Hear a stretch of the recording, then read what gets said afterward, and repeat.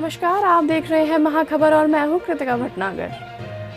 पश्चिम बंगाल समेत 5 राज्यों में हुए विधानसभा चुनाव के नतीजे आज घोषित किए जा रहे हैं। पश्चिम बंगाल, असम, पुडुचेरी, तमिलनाडु और केरल में कोरोना संकट के बीच विधानसभा चुनाव कराए गए।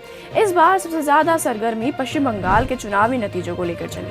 10 साल से पश्चिम बंगाल की सत्ता पर राज करी ममता बनर्जी को हराने के लिए इस बार भारतीय जनता पार्टी ने पूरी ताकत झोंक दी, लेकिन तृणमूल कांग्रेस ने लगातार तीसरी बार बंगाल पर फतह कर लिया।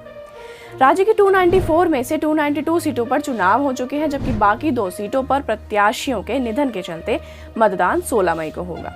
पश्चिम बंगाल चुनाव में जिस एक विधानसभा सीट पर सबकी नजर थी वह है नंदीग्राम सीट। यहाँ ममता बनर्जी और बीजेपी के शुभेंदु अधिकारी के बीच कड़ी टक्कर थी। जानकारों के मुताबिक पार्टी की जीत ही आने वाले वक्त में राज्य की राजनीति को प्रभावित करेगी और अब नतीजे सामने आ गए हैं।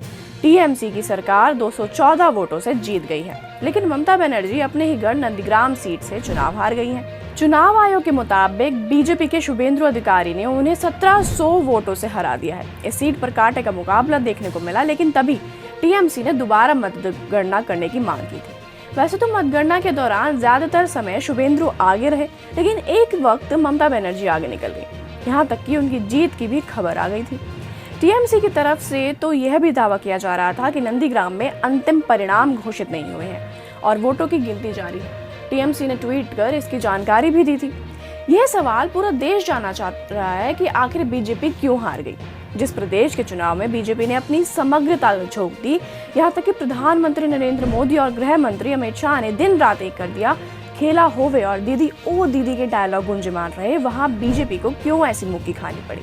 जानकार बताते हैं कि इसके पीछे महिला और अल्पसंख्यक वोट बड़ी वजह है, साथ ही मेजॉरिटी का माइनॉरिटी वोट, जैसा कि चुनाव रणनीति प्रशांत किशोर खुद बोल चुके हैं, बीजेपी को हराने में बड़ी भूमिका अदा कर गया। वहीं अगर हम एग्जिट पोल को लेकर चलते तो बीजेपी को इस बार एसएससी एसटी का थोक वोट मिलना तय था। दूसरी ओर मुस्लिमों का वोट संगठित होकर बीजेपी के विरोध में टीएमसी को गया। एग्जिट पोल भले ही महिला वोट बीजेपी के खाते में दिख रहा हो, लेकिन ऐसा होता नहीं दिखा। महिलाओं का पूरा वोट टीएमसी को गया है। तीसरा फैक्टर मेजॉरिटी का माइनॉरिटी वोट यानी धूर बंगाली लोगों का माना जा रहा है, जिन्होंने दीदी को जीतने के लिए अपने सारे वोट्स उनके नाम कर दिए। दरअसल बंगाल में बांग्ला बनाम हिंदी का एक बड़ा डिवीजन है। दोनों गुटों में एक विरोध की भावना देखी जाती है।